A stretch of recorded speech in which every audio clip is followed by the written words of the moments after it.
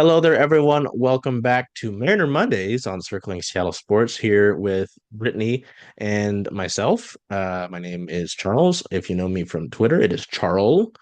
Um, I feel like each week we open the show and we talk about how, the Mariners aren't doing anything, or at least when we did the first episode ahead of the winter meetings, we anticipated them not doing anything. And it gets quieter each week. It is the 30th of December when you are going to be watching this. The Mariners, I don't think they did anything of notice over the past week besides tweeting their Hall of Fame cases for Ichiro Suzuki and Felix Hernandez. At least in that regard, I imagine Ichiro be unanimous. The voters can be weird. So, well, Ken Griffey Jr. wasn't unanimous, which is wild. Yeah. So I say that about Ichiro, but people can surprise me, right? Yeah. But Felix is, from everything I've read, he's had positive returns for his scenario. So that's nice. Good for Felix. I mean, I think Yeah. he should get in just considering how dominant he was. But anyway, we'll get into the state of the current Mariners, which, at least in terms of offense, kind of feels like what Felix got. Um, Brittany, our first topic of discussion today is how the Mariners missed out entirely, basically, on the first base market unless they magically land Pete Alonso, which feels like me playing baseball for the Mariners. Nearly impossible. Because last week we talked about a Josh Naylor trade, and I feel like mere hours after we talked about it, the Cleveland Guardians traded him to the Diamondbacks, and the Diamondbacks seemed to be loading up after they signed Corbin Burns, which, hey, I mean, good for the Snakes. That'll be fun. That's going to be a really highly competitive division. Um, but that happened. Christian Walker signed with Houston. We talked about that last week. Paul Goldschmidt signed with New York. Carlos Santana, who we talked about as like a fallback, signed with Cleveland. Cleveland said, "We're getting rid of Josh Naylor. We're bringing Carlos Santana back." And if you missed out on it, I believe it was Ken Rosenthal reported that Carlos Santana was weighing his options between Seattle and Cleveland, and the Mariners actually offered Carlos more money and essentially a 2-year guaranteed deal. Santana had gone home to his Cleveland home to retrieve some things and decided that day that he was going to sign with the Guardians. I don't blame him, considering his family. It's closer to home. It's just a really bad look for the Mariners. I don't think anyone blames Carlos necessarily. It's just the situation in Seattle. It's more salt in the wound. It's like if you took a salt shaker and jammed it into the wound. Essentially, that's where we're at. Brittany, Yeah. um, I guess without going not safe for work, what are your thoughts on missing out on this market? Because this was kind of a scenario, a situation uh, where the Mariners wanted to upgrade. They talked about it. I feel like this was the case ever since the news of Ty France being placed on. I forgot what the official term was Hmm. because they weren't just DFAs. It was a specific Hmm. type of right. Um, you know, what are your thoughts on missing out on the first base market? Because we're at a point where it's looking like Luke Raley and maybe Justin Turner. Because I don't want to say that and then he'll Yeah. sign somewhere else, right? What I don't know. What do we think? Yeah. You look at it now and it's you're crossing your fingers for Justin Turner, right? Which you maybe didn't think we'd be saying right now. I'm also not totally shocked that we're saying that right No. now, unfortunately. Yeah, certainly don't I blame Carlos Santana, and it sounds like the Mariners threw everything they kind of had at him. Good for him for getting 12 million. That's great at his age. I think my frustration is just in general with this team historically not seeming to have a pivot plan when the Mm. market doesn't develop in the manner that they are expecting or wanting it to. And we don't have enough inside knowledge or details, really. So it's all kind of just piecing together from the outside looking in. But from the outside looking in, it has seemed on many occasions that the Mariners have a plan and this is what they're going to do. And they outline it and then they miss out. And then it's like panic. We don't have a pivot plan. So it sounded like they were really banking on Carlos Santana coming back. I don't know that they have a plan B, or as Jerry calls it, a plan Z. And so again, they're backed into a corner. Here we are again. Uh, Pete Alonso is out there. The Mets reportedly offered him 3 years, 90 million, and he came back and said, "I want 175 to 200 million." So he won't be a Seattle Mariner. Sorry to break that to anybody. That's not going to happen. Yeah, exactly. So I they played the Major League Baseball played musical chairs with first baseman, and the Seattle Mariners were left without a chair, unfortunately. So we are looking at Justin Turner, which would be a win at this point. If you can bring him back, that would be a win. We know how much Cal and Luke Raley spoke about really valuing his leadership. Does he bring an offensive threat still in 2025? I don't know. I joked that we will probably hear at some point, if things continue this way, the front office say we have full confidence in Tyler Locklear, and that's the direction that they will pivot to. And Tyler Locklear may be a good major league piece at some point. I don't know that he's going to come in 2025 and play that role. Just looking back on the 16 games he had with the Mariners in 2024, he slashed 156, 224, 311. That is a 536 OPS. But the biggest thing for me with Locklear is a 40.8 K rate. Ooh. So that was granted in only 16 games, but that 40.8% strikeout rate didn't go down a whole lot when he was optioned back down to Tacoma.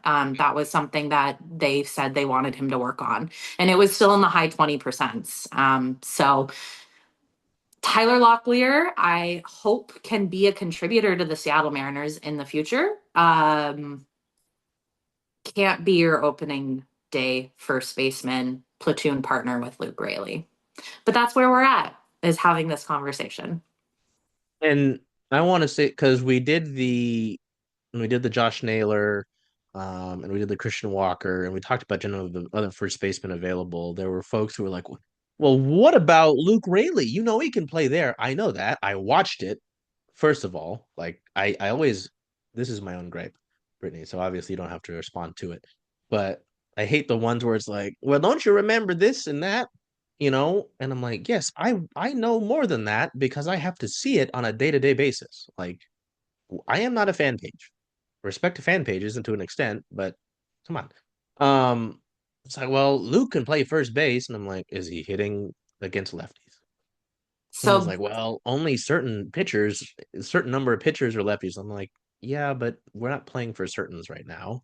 You know, yeah, my biggest gripe has all this was supposed to be an upgrade situation, right? yeah.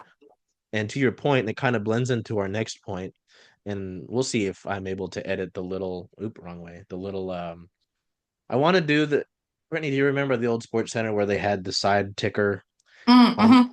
That's what I'm trying. We'll see if I can actually do it. I'm hoping to have everything on. It's gonna be to I love, your right. We'll see. I love. If not, I might forfeit and put on the bottom like we've been doing. But Okay. this they have backed themselves into a corner of their own volition. Like they probably had some plan that things were gonna fall into their favor, and they didn't have a pivot, like you said. And Yeah, now, and I don't want to get too into it because I want to talk more about the Luke Raley discourse. yeah. It's there was a report. I tuned into it just to hear things. I know John has been wrong about the Mariners before. Um, but I mean, it's something. We are essentially grasping for straws because this is how this organization has operated. Whether it is keeping things close to their chest at times or being cheap, like both of those things apply. John Heyman said that the Mariners were frustrated with the offers they've been hearing on Luis Castillo, and people are like, I think two things are true. One, you played yourself into a corner where teams know you are cheap and know that this is like your one avenue for upgrading, so they can kind of do what they want. It's supply and demand. The Mariners need the demand is hitting. and they do have from the rotation, but I don't imagine they want to trade any of their young guys. So teams can just ask stupid shit and be fine with it because they know they have what Seattle wants, and Seattle doesn't have any other option. Seattle can't go and say, okay, well, screw it, we'll just pay Pete Alonso, right? If that was the case, they'd have done it. We would be making edits about Pete Alonso right now. Like I'd have used the pictures from that series where the Mariners swept the Mets here in Seattle. I would have done it already. And the other thing was there was discourse about how good Luis Castillo is and this and that. And I'm like, the bottom line is that he is cheaper and has been better than the starting pitchers who have signed in free agency already. Let's Yeah. not kid ourselves, right? Yep. People are like, oh well, he's gonna fall off a cliff. I'm like, that's I just people just find negativity in anything. Um, I just get tired of arguing with, rednecks on Twitter. Unless his injury is more severe and lingered more than we know that his Sure. injury at the end of the year. Um, sure, he's at the age where he will slow down a lot, and he can slow down and still be an incredibly Yes. strong rotation piece, I mean, a he's two better or than three, and maybe a one in a lot of rotations. So, yeah, that's what I was my point was he's gonna be better than the options that these teams already have, that want him. So I'm just like, we're just being picky. The Red Sox and their fans are overvaluing what Tristan Casas is. You know, could have been an all-star. Josh Rojas could have won a Gold Glove with how he played, yeah. and could have been an all-star if we took his like May, and could have been. We can play these fantasy games all we want. I could have hair again, and I could be playing for the Seattle Mariners and not recording this right now, and I could be the first baseman, that they need. But I played center field more. Sorry, Julio. Bump over. I just, I think it is fair that they've backed themselves into a corner, which we'll talk about, but also fair that teams are offering them bullshit. George Kirby Completely. or Logan Gilbert for Alec Bohm is bullshit. Yeah. I hope Philly fans know that, Tristan Casas 1-for-1 for Luis Castillo is bullshit. Oh God, what else was there? There were a few other ones that were ridiculous that we talked about in the first episode, but they're ridiculous. So I understand why the Mariners are frustrated, but the other thing can be true that they created that frustration in the first place. Um, Bingo. Luke Rayleigh Yeah. looks fine. You want to talk about how he hit against lefties, since that seems to be the Uh, people just like to throw that out, and I'm like, well, that's fine, but as you've seen with the Mariners, those I don't like the it's only a certain number of pitchers in the league are lefties. That is fine. I understand that part. That is true, but at least in my opinion, when the Mariners the last what 5 4 of the last 5 years they've missed the playoffs by a game, right? I could be wrong off a year or two. You get the point, right? basically. Every I'm going to try to not be super sweary. Every game matters here. So, you've got a guy who's unplayable, then it becomes what? Are we forcing, say, we do get to the nightmare scenario where Tyler Locklear is the other part of your platoon. Is he going to be the one hitting against lefties, Yeah. after he's already had a bad strikeout rate anyway? Right? Is it going to be Dylan Moore, who you're probably already going to be playing at second base because you can't afford anybody else or you're not affording anybody else? And then a guy who's your super utility man, so you burn him out even more. Not to, wordplay there. Yeah. Yeah. Um, you get what I'm saying here? I don't, I understand people trying to be like, don't forget about Luke Ray. I love the guy. He's great. Brittany and I both, I like, from my reports and subject she'd play off of it, and then on her own volition, would talk about Luke Rayleigh and what he brings as a competitor, as a leader, as an athlete, right? What he meant to the clubhouse with Caleb John. You know, I want this guy on my team, yes, but when I said this throughout the season last year, Luke Rayleigh could arguably be your first player off the bench, not necessarily a starter. He should be your Dylan Moore. You've got a lot of great guys who should be first off the bench for a contending team, but Yeah. you're making them play start minutes, not as starting, starting roles, right? I'm I don't know. I've been Yeah, yapping. I'm gonna look at lefty numbers while I'll let you I take it. got him. I got him pulled up. He Okay. slashed 189, 259, 311 against lefties in 2024. That is a 570 OPS with a 30.5% strikeout rate. That doesn't work. I don't care how many lefties a year you face. That doesn't work for your everyday starting first baseman. Now, granted, you do have Perry Hill. He's not a very solid defensive first baseman either. I think that's important to remember. And he'll admit that himself. He beat himself up bad and deservedly so after an error he made towards the end of the year that cost the Mariners a game. And I know you have Perry Hill, but if you are late in a game and you need a solid defender at first base, you don't feel great running Rayleigh out there. No, the biggest thing and why I stood up, you're probably like, what's he doing now? Um, eight with lookout landing, and we like to watch the Perry Hill first base, well, the Perry Hill Mm, infield drills, right? yeah. And what's always was fascinating to me was Luke Raley throws really weird. You ever watch that? His arms out here, and he's kind of like he's all arms. Like you'll notice Yeah. how he Well, he runs. That throws was like a an big outfielder. well, He's yeah, that long would and make throws sense. like an outfielder to a Yes, degree. he's just all arms, and it was odd Yeah. to me. Yeah, we've talked about it too, where I think we talked about this in the first episode, where if you were to acquire an infielder, I'm like, I don't care, let Perry Hill work with him. Perry Hill spent a lot of time working with Luke Raley. I mean, he only played, I say only because he played more at left field, but he played 41 games at first base last year. Um, I don't know. I mean, he spent all year with Perry anyway, and spring training. So, like, if he didn't learn throughout the course of a year, would it take a year? I don't know. Like, so I I don't know. again, like he certainly can be just fine over there with under Perry Hill's tutelage. But when you get late in games, close games, and you want a Yeah, defensive replacement because you need to make sure that that play at first base is made because you're going into extra innings or whatever, that you don't feel great about having Rayleigh over there. That's not your gold glove first base, gonna pick anything and everything like you would feel with Carlos Santana. You feel really good running Carlos Santana out there in the 11th inning, in the 12th inning, knowing he's going to pick and stop everything. So defense again isn't as much of an issue that we need to look at as sure. offense. And I think it's important to remember that Luke Raley is relatively young in the league too. I was very pleasantly surprised that he had the year that he did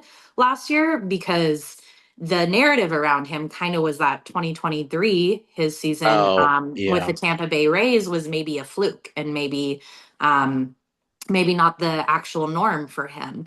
He didn't repeat his 2023 season that he had with the Rays, but he did really well last year and was very solid.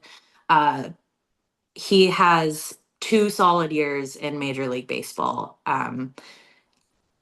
I think you said it really well. First guy off your bench or a fourth outfielder. Yep. If you're a contending team, Luke really shouldn't be your everyday starting first baseman. Oh, and I'm all for the cool stories where, maybe he somehow turns into a first baseman. Those happen. They're rare, obviously, because that's how they Absolutely. become those big stories.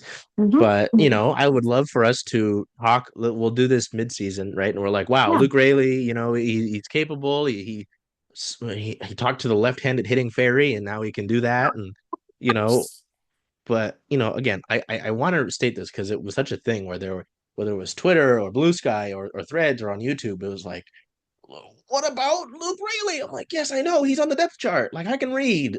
Ah, And they need to it have exactly. It would be could great to have have been this better. conversation mid-season and be saying, yeah, he's raking against lefties. Like, Yeah. hell yeah, that would be great. But it is their job to have a better plan than that and not count Yes, on the lefty fairy to show that up. was the point. Yeah, that was my whole point with it. Because we get to Dylan Moore second base and Austin Shenton Yeah. third base, and then we're like, okay, we're playing like quad A infield, with JP Crawford. It's funny. I want to look at it because in the organization, it's at least on the MLB website, the depth chart at first base is Luke Raley, Dylan Moore, and Austin Shenton, which I kind of disagree with that. But yeah, I want to go back to the defensive part because at least currently, say you really pissed off God, and so you don't get Justin Turner, you know, and you have to do the statement, we believe in Tyler Locklear. Don't get me wrong, I remember when he was called up, the hope was that he was the future at first base, Yeah. you know, and he could still be that. Yep. When Jared Kelenic was here, and I really wanted to believe in Jared. I made the point. I was like, Mike Trout got sit down. He bounced in the beginning of his career. There are guys who bounce. Um, but at least defensively, it's like I look at this depth chart, right? At least of what's currently on the roster. It's Luke Raley. Say this scenario, Dylan Morris playing second base. It's Luke Raley, um, God, Tyler Locklear, he's been fine. However, his defense, he was fine, I think. I don't remember. I knew he needed work. He made a He few did need mistakes. work. He took significant steps. Good. Yeah. Okay. I remember I think I remember when he first came up, I was like, oh boy, he needs to spend some more time with Pearl. But that, and then it's funny because I would always record this when I saw it because I knew one, it would get people talking for lack of better words. And two, it was just funny to me. Mitch Garver has taken practices At at first. first base. And I think at times with Minnesota, he did play first base. He So did. Yeah. I that actually, and you and I didn't chat about this beforehand, but I did actually take a little dive into that because I was wondering about that as well. And maybe if you brought in a legitimate backup catcher and Garver has a bounce back, that's a realistic sure. Yeah. option. Like that's a good point because I was gonna say like in an ideal world you don't stress his body out enough so he could handle hey maybe you do platoon him and Luke if we're not adding Justin Turner even Justin Turner I was gonna add that into the conversation like even if you add Justin Turner he's fine but there were moments last year where he didn't necessarily make the plays he should at first, Definitely. and that just Definitely. goes Yeah. back to him not playing super full time, Yeah. you know. So, yeah, the let's wrap up. Let's put a bow on the first base market. That is your best case scenario, at least in terms of realism, is Justin Turner. Because if best case scenario was it, we would be looking at Peter Morgan Alonso. Um, because yeah, I mean, the first base market, and we'll go down the list again, is Pete Alonso, Anthony Rizzo, which I mean, I wouldn't be opposed to necessarily. I don't know. I mean, it's something. Josh The Bell. yeah, Mm. continue. Oh, Josh Bell, old friend Ty France, who there's no way Jerry would eat cow and bring him back. Joey Gallo, Jose Abreu, Ilieski Gurriel. Sorry, I did that even talking to Brittany earlier. Rowdy Tellez. Tell Yeah, me, the one interesting name for me is Anthony Rizzo. He uh had a run-in with Fernando Tatis Jr. in 2023 and had a bad ended up getting a bad concussion from it that oh, knocked him out yes, for the yes. remainder of that season. He has not bounced back since that happened. And he had a Mm, different injury last year, but even before that injury, in 2024, he was struggling. He just didn't look like the same Anthony Rizzo. I'm a huge Rizzo fan. I loved him on the Cubs. If he wore a Mariner jersey, yes, I would admittedly be very stoked and happy and would probably buy one. But he has not proven that he ever really recovered from that concussion. That he lost, I want to say 2 months, 2.5 months. it was a while. Yeah, it was a very serious thing. They went into the the medicals of how he felt like he was hungover every single day and he was seeing Oh, doubles of everything and that's just not sounded really good. bad. So There, I there are mean, your options. I know we're not like a general MLB show, but I mean, he's 35. I mean, he's won a World Series. If it's that bad and it's still happening, I'd just be done, dude. Like, Yeah, he's made a lot of money anyway. yeah, he I didn't has. realize he was getting paid 20 million AAV by the Yankees. Mhm. Nice, man. Yeah. I don't, oh, Jesus. Yeah, I didn't know that stuff about his concussion. Jeez. I knew it a long time. I just didn't know how, like, the effects. But I Yeah, mean, it's not directly related, but the Thunderbirds had a, and the Thunderbirds, obviously, those are kids that are younger than me. Well, they're usually younger than 20. Owen Boucher, he had a really bad concussion. He just stopped. He's not playing hockey. He's done. yeah, And that's like, it's so Canadians rough. hockey's life. Yeah. So, I mean, that shit's serious. I mean, It obviously, we is. know about Yeah, concussions and how serious they are, but just puts it into perspective. Yeah, I mean, and I talked about it during the first base part, but if we can add to it more, but backing themselves into a corner, it's very relevant. It's very, very relevant with this team. Um, because I don't even know what they would have done because they weren't in on Sir Juan Soto. They just didn't have any money. I mean, I think to the major point is that the what it seems like is when we were about to get into the winter meetings, there's talk about Sasaki, and it just seems like ideally they were going to sign Sasaki and then move Castillo. Um, and I think Sasaki recently met with the Dodgers. The talk is, at least from the top writers and the top baseball guys, is that everyone in baseball feels like he's going to go to San Diego or Los Angeles, which par for the course. Um, but I don't know what Seattle was even looking at. Like, I don't think they were gonna ever. There was nothing about them in on Adamas. The funny connection was always that they were gonna be the guys that signed Gleyber Torres. Um, but he ended up in Detroit. And Detroit, after the run they went on, I remember when they lost to Detroit last season, everyone's like, "Oh, it's Detroit," and then they went to the playoffs. yeah. So they get bet. Oh, Jesus, we can talk about Detroit. Spencer Um, Torkelson. yeah. Well, give me a minute. We'll get there. Um, Yeah, I mean, there's not too much that was like, at least guys that have signed.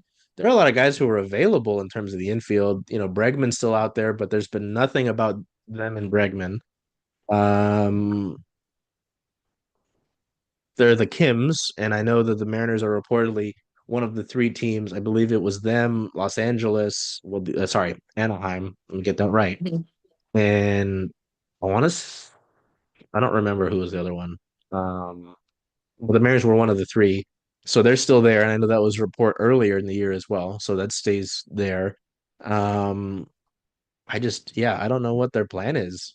It seemed like they were gonna do the wheel and deal thing, but the players who would make this a legitimate better team seem unattainable because of what you've backed yourself into. Um, yeah, what's the reality of them backing themselves into the corner here, and how does it relate to Spencer Torkelson and how that's not something that we see? 'Cause what do you even give up for him, right? I mean, he's at this point technically a reclamation project to an extent, right? To I an don't, extent, yeah. Former first round pick. He had a really great 2023, um, and looked like maybe he was going to be that star-studded guy that everyone kind of anticipated when they took him. Detroit now has a infielder overflow. So somebody's going to be the odd man out now that they've brought on Gleyber Torres. So I think that's why this discourse has started. It speaks volumes to the narrative that the conversation amongst Mariners fans is, well, that's great. Another team now has an overflow of infielders. Maybe we'll be lucky enough to snag one that they want to part with. It's not a great way of operating. Just I don't know who you. I mean, some of these names, like there's a pretty significant drop when I look at the available infielders. I'm looking by infielders. It's Pete Alonso, it's Bregman, and then even then you go Rizzo, Bell, Moncada, Drury, Kim, France, Polanco, Gallo, Frazier. Then it goes down. I might be disrespecting Nicky Lopez, but it goes down a tier. Nicky Lopez, Kike Hernandez, Brendan Rodgers, Josh Rojas, former Mariner Patrick Wisdom. Mm, It's we really take a step down. I mean, there is talk. Well, I say talks, but the whole thing was basically just he'd be a good fit in Seattle. Yeah, no shit. Like for Bregman, this is. I'm like, no shit. I mean, he can play third base and he's competent. Like, good there's ball a lot of player. people. You know, I don't know, and even yeah, there's not too much out there that's available in terms of you know just like upgrades, in my opinion. Um, I mean, they're attainable guys. You could sign Nick Madrigal if you'd like. You know what I mean? Like, And they're again, Adam. these You want are to bring Adam players, Frazier back? yeah, these are players that other teams don't want, that are They'd be signed willing to already. watch walk away. Um, Shoot, it would not shock me if they brought Adam Frazier back, to be honest with you. I mean, he played a lot of outfield. Was it for KC last year? I don't know about a lot, but he played outfield for KC last year. Yeah.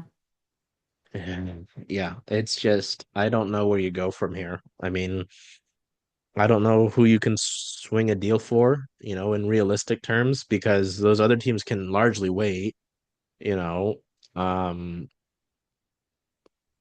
uh, what's the best case here? I don't. It's Justin Turner at first. Yeah. I do think there's something to waiting out to see who's desperate enough right before spring training in terms of starting pitching.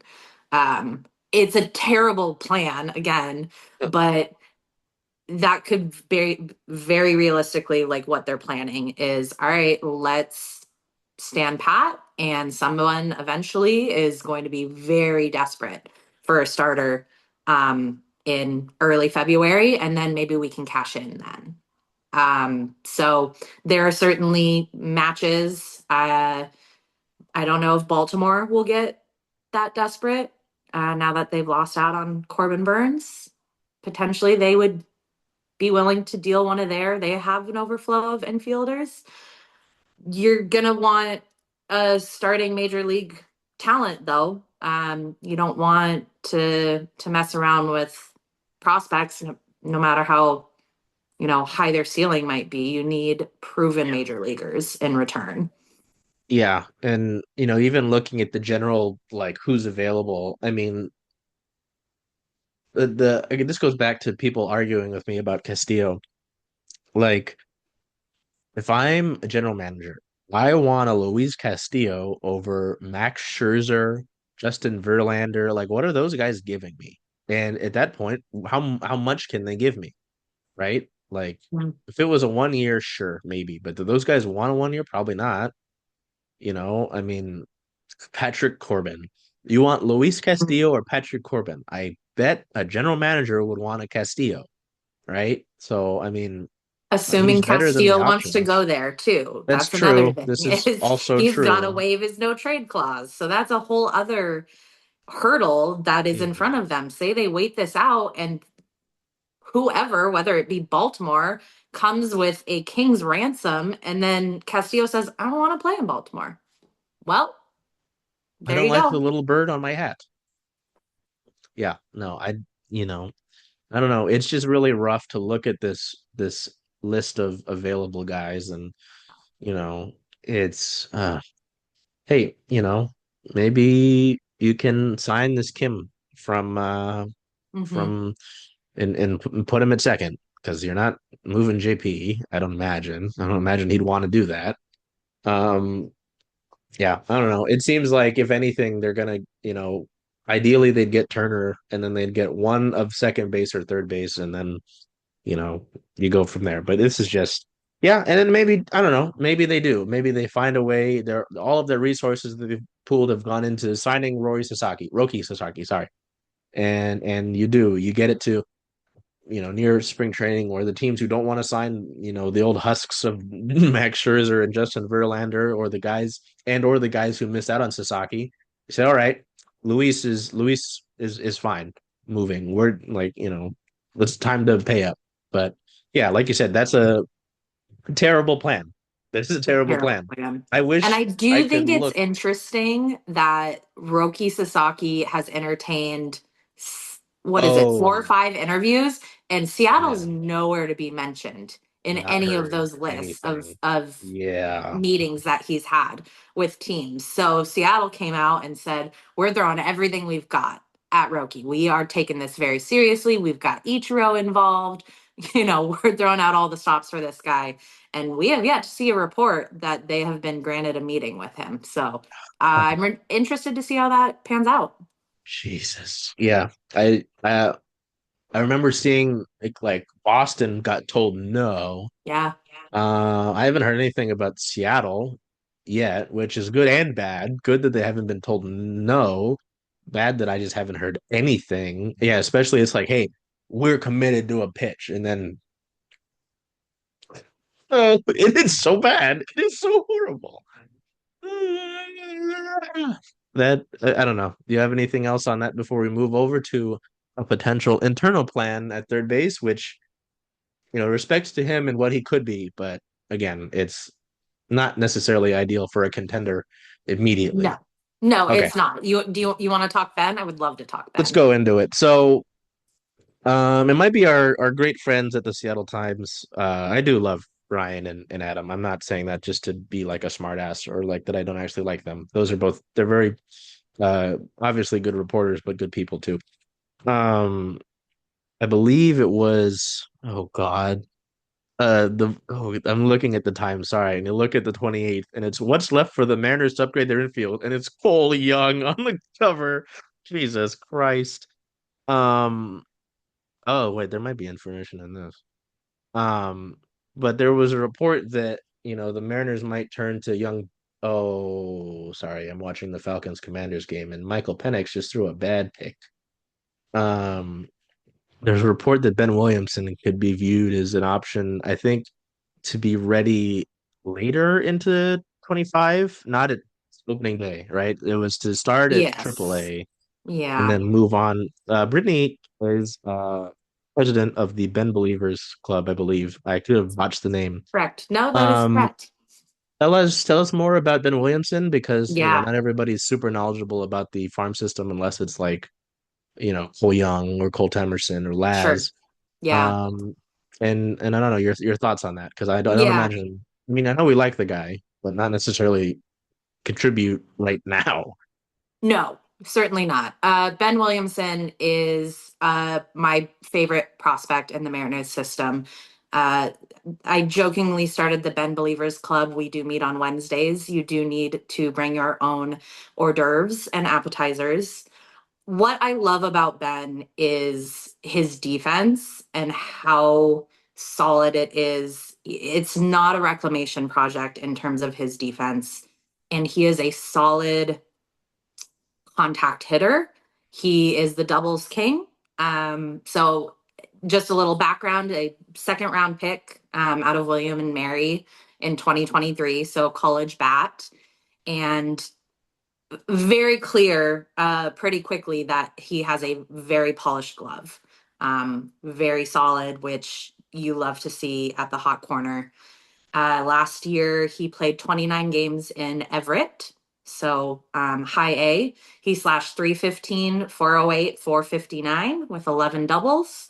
I will be giving his doubles numbers, not his home run numbers. He's not a home run hitter yet, knock on wood. He hits doubles like it's no one's business. In Arkansas, he played 95 games. That's where he finished last season. And he slashed 272, 365, 374. So those numbers did dip when he moved from Everett to Arkansas. Nothing crazy, still an above average hitter. 23 doubles. The one thing is his strikeout rate jumped from 16% to 24%, and he had historically been a low strikeout rate guy. So that is something that you can track and say, okay, he needs more time. He needs to get his feet under him more. So the report is that he will be in AAA Tacoma to start the 2024 season. I think he's going to rake there. I think he'll get comfortable. I think he will hit a ton of doubles in that ballpark. I'm really, really excited about Ben Williamson. I'm not excited about him in the year 2025.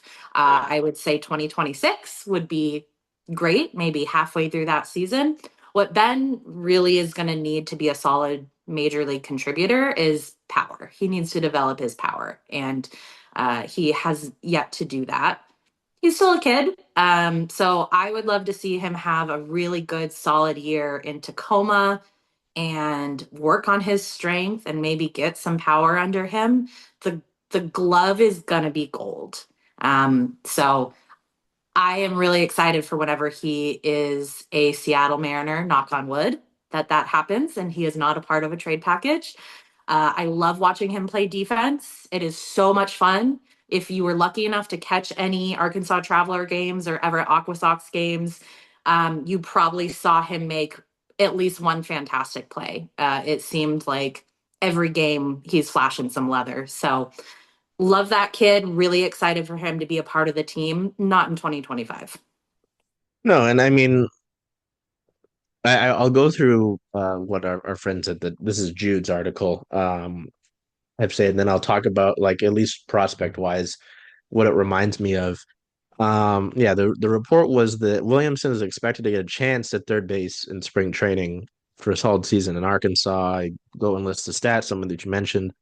He's earned a reputation as one of the best defensive third basemen in the minors, which is, I mean, it's on par with what you've said. I'm not doubting it, but Poto's quote was, "Those guys might not be ready." Talking about Williamson and Cole Young, might not be ready on opening day or even on May 1st, but we believe in those players and think that those guys will contribute this year. That's uh, Well, yeah, he's backed that's into a place of having to say that at this yeah, point. and even like it's just it's funny with Williamson because I remember William and Mary because of the logo, Mm-hmm. and it's funny. Uh, Shortly after he got drafted, I was walking to the ballpark and I walked by a kid in a William and Mary's like polo, and I was like, I don't remember his face enough, so I don't know. I don't think I walked by him, but crazy. And then with Cole Young, I mean, obviously he's a very polished guy. I don't remember who I've talked to. It might be, I don't think it was you. It might have been, but I think it was Kate with Lookout Landing. Talking about Cole Young, he'd always says he's boring because he does everything really well. And it's not like, you're not like you just Yeah, talked about with Williamson and Power. There's nothing necessarily that Cole Young needs to develop yeah. like glaringly. The Mariners could use a boring player to be quite Yes. honest. Yes. A solid 100 WRC plus with a good glove. They could use that. Um, Yeah. and I mentioned this before the last time Cole Young came up. It is interesting that the narrative has shifted because at the last end of last season, the narrative was he's not ready yet. He looks good. We love the Yes. steps he's taken. He's not ready yet, and that has now shifted to we think he's good to go. I think we're Depoto's words. So that's interesting. Yeah, this one, I guess early in December, Boda said Cole Young, regarding Cole, he's one of those guys, and we've talked about it internally, that if he came in and wowed us in March, it wouldn't shock anybody. Hey, I don't know. Maybe one of them does. Williamson or Young has a good spring, sure, Yeah, that'd be but great. spring is one thing. 162 games. I'm not saying they'll play everyone. Is another, right? Like it's just fascinating, especially to talk about. I don't remember when Cole was drafted. A He was 22, the yeah, he was that same 22. yeah.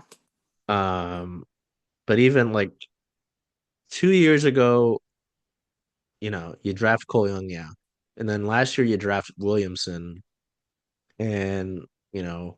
you're trying to talk about them helping you, now. Like ideally they get to hang out down, not hang out, but you get the point, right? You get to bake the cake fully.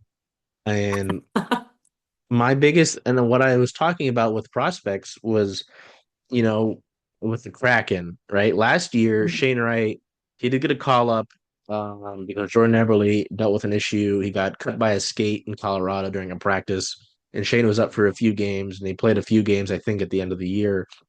No, it was Ryan Winterton. Yeah, Ryan Winterton and Logan Morrison.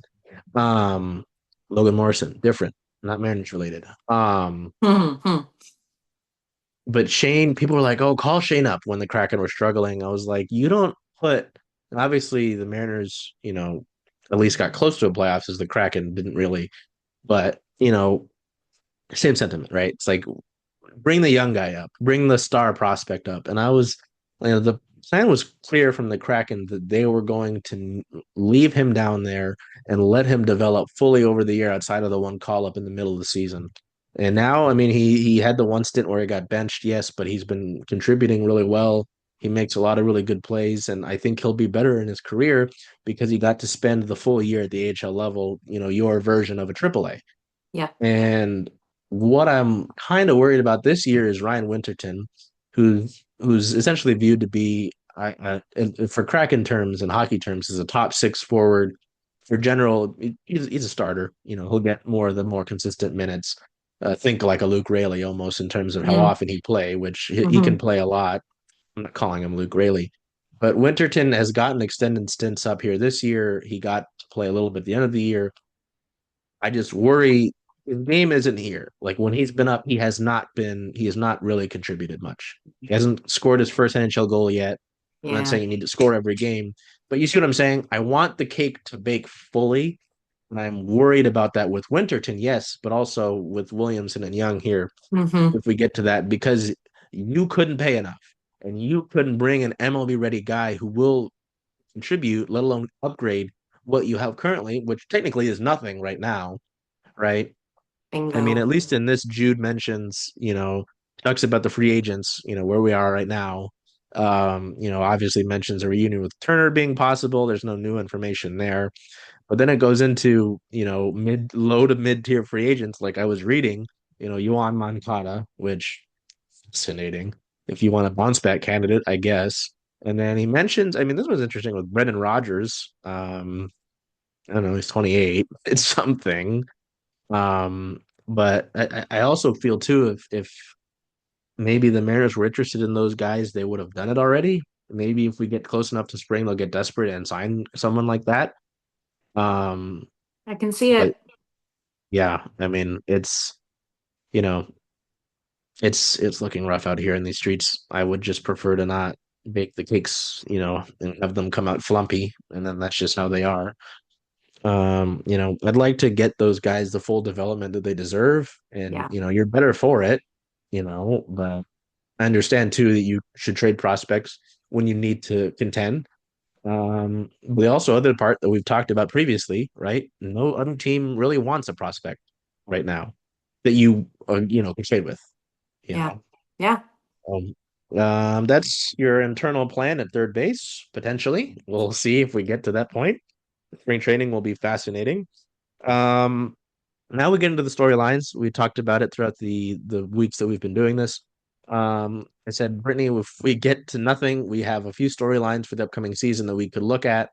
One of them, I think I floated it, is what to expect from JP Crawford in the year 2025, right? Because I mean, JP, after being traded here from Philly, um, he won a gold glove, yes, early into his tenure here. I mean, but he struggled offensively. I think that's been, and obviously necessarily he's not the greatest at the plate. He can walk. He's got a good solid eye. I mean, that's evident. That was even evident last year.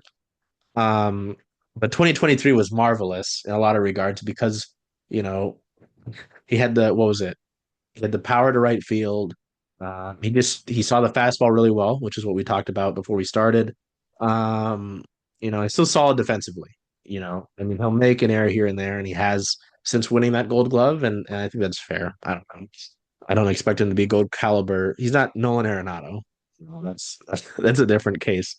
Um, but it's just fascinating to me to see all these years right before 23 where he hasn't been the greatest hitter, and then 23 happens, and he has a great season.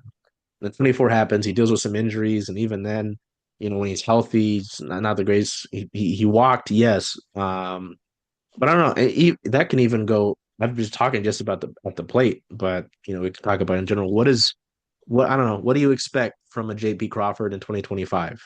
What should we expect? Realistically, even. It's such a tough call. We don't have enough evidence that 2023 can be a norm for him. Right now, it is the outlier, unfortunately. He raked against fastballs in 2023, and that's really what set him apart. He slugged 524 against four seams in 2023, and that dropped to 397 last year. Just still good, but that is really what set him apart. I hope he can stay healthy. I think that's something maybe we talk about injury a lot with folks like Cal and even sometimes Julio. I don't know that we talk about it enough with JP. Uh, Mm. if you watch him carefully throughout a season, you catch him limping a Yeah. lot, a lot, and you can tell he wears knee pads. I think that is from a previous injury that he sustained in the field. I think a lot of the range he's lost going towards third base, he's lost some range there. I think that has been injury related. So I would love to see him stay healthy. He was relatively healthy in 2023, I think, throughout the whole, maybe a little nick here and there, but he Yeah. was pretty healthy in 2023. So um did that play a part last year? I don't know. It's impossible to know. All we really know is that 2023 right now is the outlier for JP. So Yes. I think if you can still get that solid defense from him, and yes, he'll make an error here and there, but if you can get solid infield defense and the leadership, Mm. I think is really valuable too. That captain voice in the middle infield, it's important. It's almost as important as behind the plate. So there's value in that. I don't think they can run with a repeat of last year's offensive performance. I think that would be a major, major issue. I was joking that maybe I had a trauma response to JP's 2024 because I didn't realize. I think now I can see that, yeah, 625 OPS makes sense. But when I was looking at his numbers from last season, it was a really, really bad year for him. So that can't happen again. If those numbers, 202 batting average, 304 OBP, and a 321 slug repeat, that is an issue you have to fix. One of going back to internal options, one of the narratives going around about Cole Young is he's probably a second baseman. Mm. He was a shortstop his whole career, and now as he's come up and developed, they're looking at him and saying, we don't know that he's going to be a shortstop at the major league level. So I don't know that you have a good shortstop alternative if JP repeats last year. It's tough. I want JP to be great so badly. He's such a fun player, and he's so important to the core of this team. The vibes and everything, the leadership, the voice he has in the infield, I think is significant. And it's great to see him at Driveline. The video just dropped that he's back at Driveline. Hopefully, they can identify what went wrong in 2024, whether it was injury related or not, um, and fix it. Yeah, it's I'm just looking at standard stuff. I'm not looking too deep into I think I do have the stat thing. I don't remember my login. but at least in terms of, some of these numbers, like his OPS was the lowest it's been. I think that's his low. Yeah, that's his lowest OPS ever. Um, it's his lowest on base percentage. Yep, lowest on base percentage ever. And this is even including the 2017 season where he only played 23 games for the Phillies. Right. You know, yeah, his slugging percentage is lowest since 2017. It's funny, I didn't realize how good he was in 21. I mean, his 21 season was his Yes. second best WAR, besides the 23 year. And even looking at the basic games like hits, basic numbers, sorry, like hits, his hits, that was his most hits ever in a season with 169, 126 the next year, 142 and 23, and then, fell off a cliff in 24. Yeah. Even games, yeah, he played 160 games, sorry, in 21. Last 2 years after that, 145. Yeah, he takes a beating. I mean, I remember photos from the 23 season. Um, I think him and Eugenio ran into each other. Oh, yeah. Yes. If you'll remember that. Yep. Yeah, I mean, he's a smaller guy per se. I mean, he doesn't need to necessarily be a thick guy, but he's a smaller guy. So He's yeah, if he gets wiry.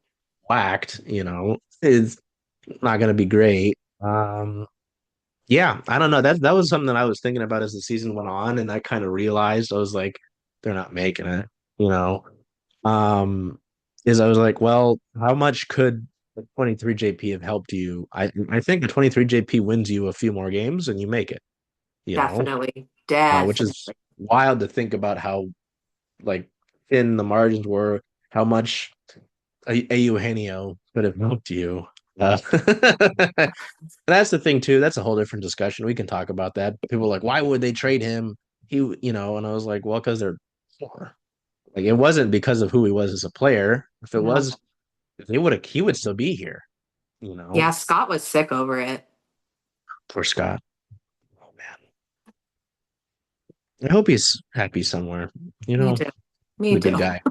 Much as people hated him as a manager, he was fun. Yeah. Yeah. But yeah, I don't. It is. I think it is a really big uncertainty, and I wonder how much of it was, hey, you got hurt, for looking at last year, right? And if you're a driver, like, hey, you got hurt, and you just couldn't really find time to be consistent and keep your timing there, and this and that. Because if he goes down again, you know, Mm-hmm. and again, we're using the scenario Dylan Moore is playing second base. Who are you putting there? Are you getting, an extended amount of time with Leo Rivas? Like, I love him as a person. He's a great guy. But, are you just getting extended Leo Rivas time? It Uh, would be criminal to throw these guys behind the starting rotation that the Mariners have. Yeah, talking about us starting Leo Rivas behind this starting rotation is mind boggling. It's mind boggling. yeah, I mean, it's fascinating. It's fascinating to look at all of this. And that was, sorry, I had lost it. I liked the leadership part. You mentioned that, and because there are fans out there who are generally the angry fans who just hate everything in life. Um, who are like, "Oh, this is crap." He capped it. Like they kind of throw that under under the bus. I'm like, I don't know. People involved with the team don't just say that about somebody.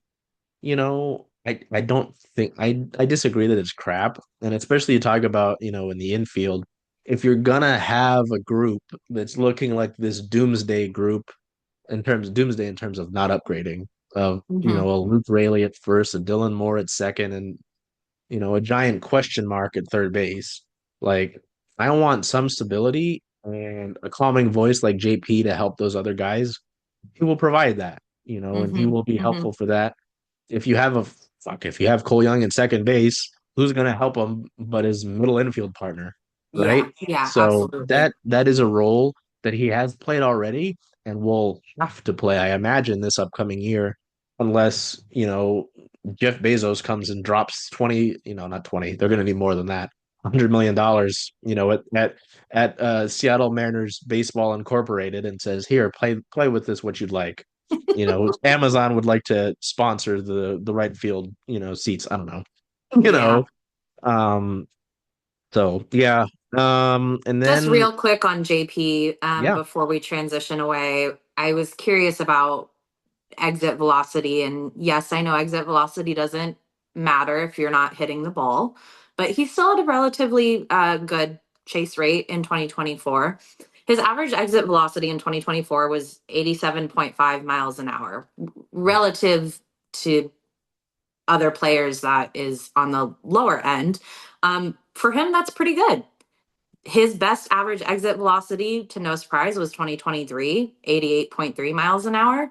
In 2022, he was at 85, and in 2021, he was at 86. So 87.5 again last year for his average exit velocity. His hard hit rate was also the second best of his career, 37.5%.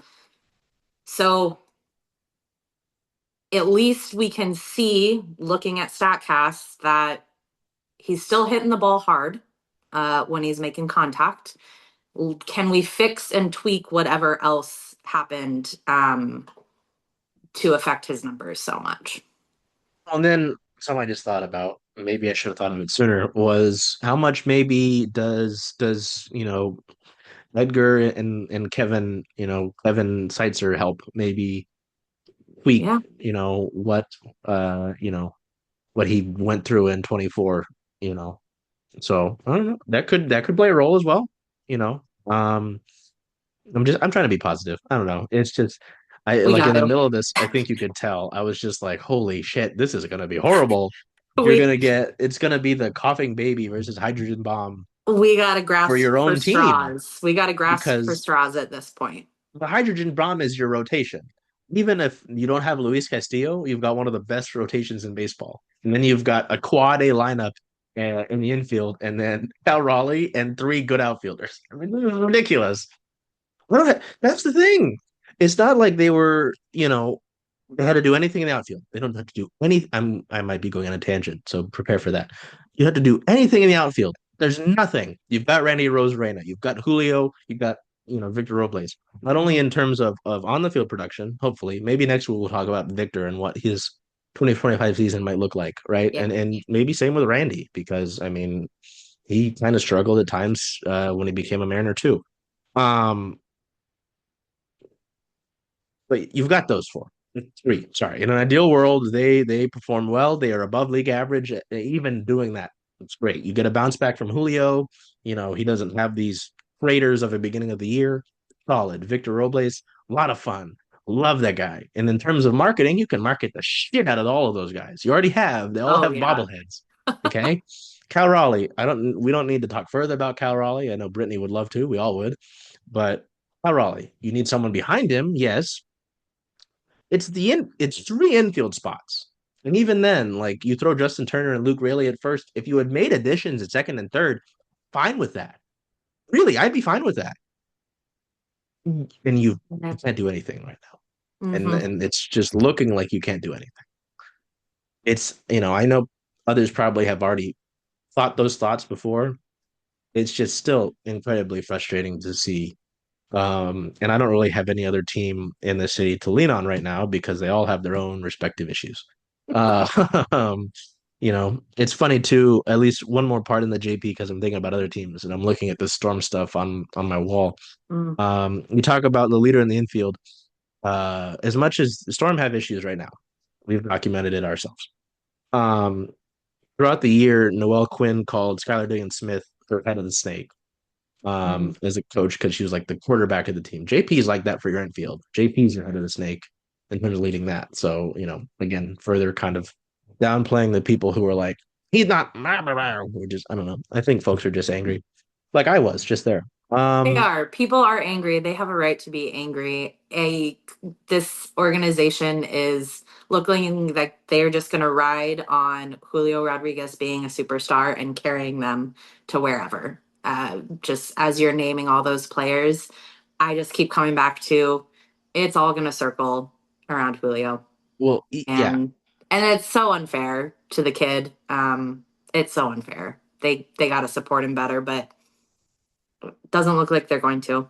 In terms of externally, like, you know, and even himself, he thinks, hey, I have to do this, whether it is because he needs to or even if he doesn't, like he thinks that way, Yeah. I mean, it's tough. The guy's only a few months older than I am, he's doing a lot, and having to lead this franchise shouldn't be on his shoulders. No, it I shouldn't be. mean, people get so mad. It's always funny when people do like the stat head player comparison with him and Mm. Griffey through their whatever seasons. And Julio's got some better numbers. If he had at least some other really talented players alongside him, guys who are Hall of Famers now, or like Hall of Very Good, right? I mean, Yeah. right now, what do we have right now? Yep. Maybe one other Hall of Famer. I don't know if Yeah. Randy makes No, it's it. a great point. It's a You great know, point. so I think that's unfair too. I think Julio gets hated way too much. I Yeah. mean, it's his birthday today. We're recording this on the 29th for frame of reference. So happy birthday, Julio. Happy birthday, Julio. Um, Thank you for taking this responsibility God to the bless you, city man. so Jesus seriously. Christ. Yeah. God bless him. Um, anyway, our rant about our talk about JP leads us to like one of my last topics here, and this was kind of a tougher one. It's kind of fascinating. Um, there are three infield spots that they need to improve upon. Right. Um, with first base, second base, and third base. It's an interesting question to pose and not necessarily one we should even have to answer. But I said to Brittany, I said, of those three, which one are you, whether it is within the organization or maybe, again, it's probably going to be Brain and Justin Turner. Are you most okay having a platoon with at first base, second base, or third base? The answer second base, just because um and we've talked about this scenario already in this show and in the weeks previously, but Dylan Moore and Ryan Bliss, who are on your active roster, um, can play that position, and they probably already will. But I'm fine with those guys there. Luke Rayleigh, a mixture of Luke Rayleigh and Justin Turner, maybe Tyler Locklear, depending on what happens. Could happen at first base. I think the one I just cannot stomach is third base because I don't know what's happening there. I mean, again, it's Yeah. Williamson, but are you playing him every game? Or are you giving him a buddy system to hold his hand?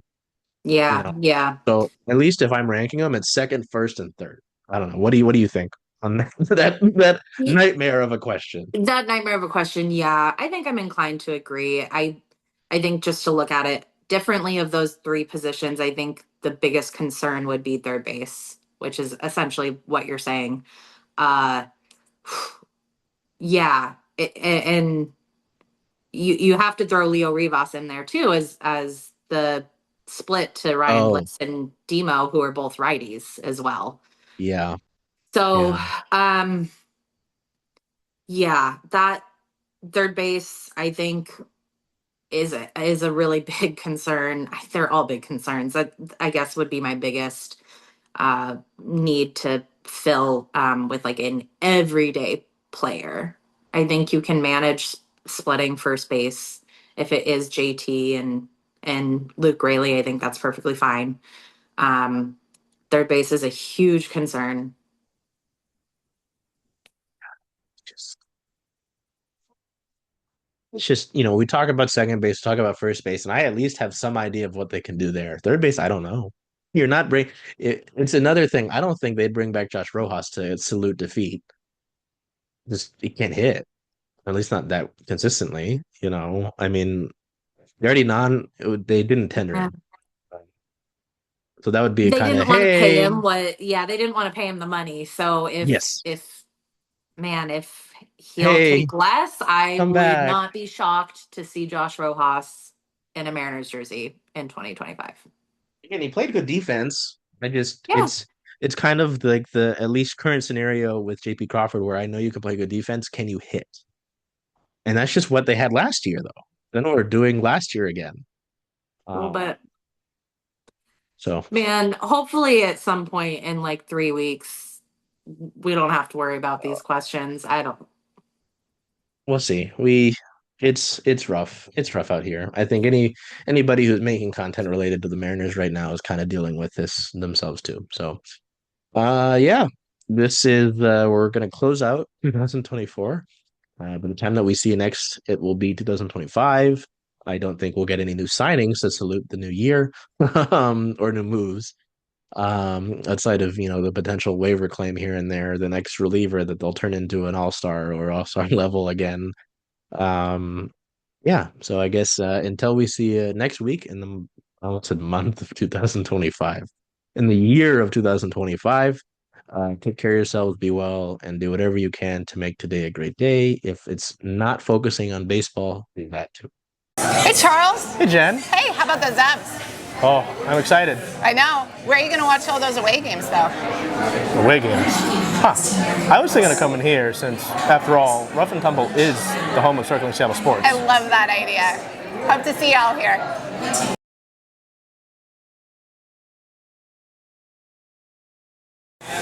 Hello there, everybody. Charles Hamaker here with Circling Seattle Sports. I'm joined by Jen Barnes of Rough and Tumble that we happen to be at right now. Yeah. Jen, why don't you talk to me a little bit about what we're announcing today, which is our partnership.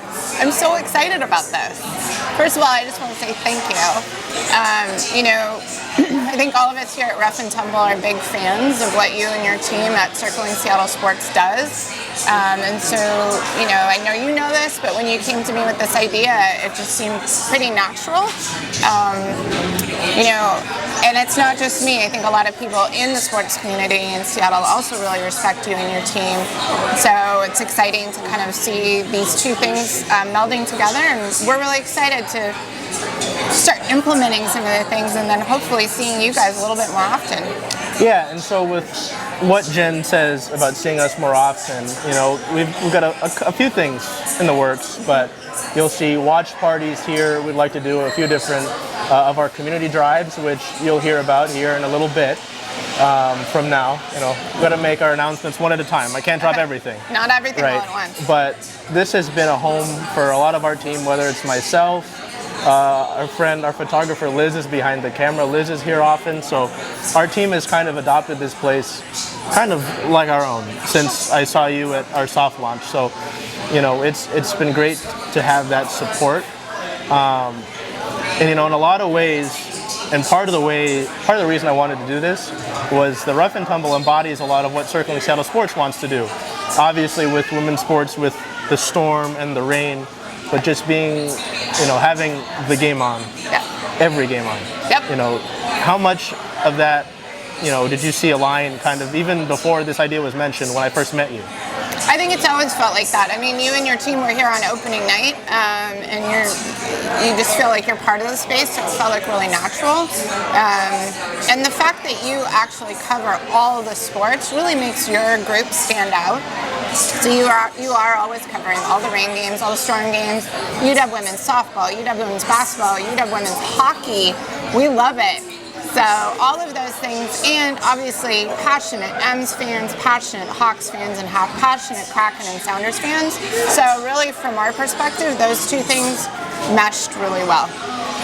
So, you heard it from Jen herself, but this will be our home for all of these events, whether it's you can't make it to these games at home, we're always going to direct you to Rough and Tumble, and obviously the games on the road as well. All these, we're talking about the rain, they've got their schedule out finally, but this will be our home for that. Great. The storm games on the road, this is our home. Yeah. For all intents and purposes. I love it. And when I mentioned it to Jen, when I first had this idea come up, I had this idea come up wearing a pink wig. Yes, you did. Ahead of Megan Rapinoe's final regular season home game for the Reign this past year. Yeah.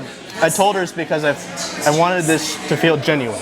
Yep. I wanted a connection to feel genuine, and it does. Yeah. So that's what this is. Rough and Tumble is the home of Circling Seattle Sports, and I'm so excited to finally announce this partnership. I can't wait.